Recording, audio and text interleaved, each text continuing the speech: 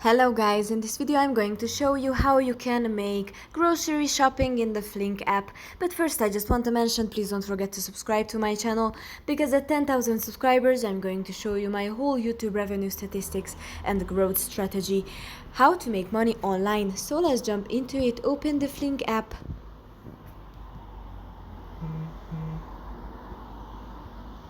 And here on the main page you can scroll down. You can see here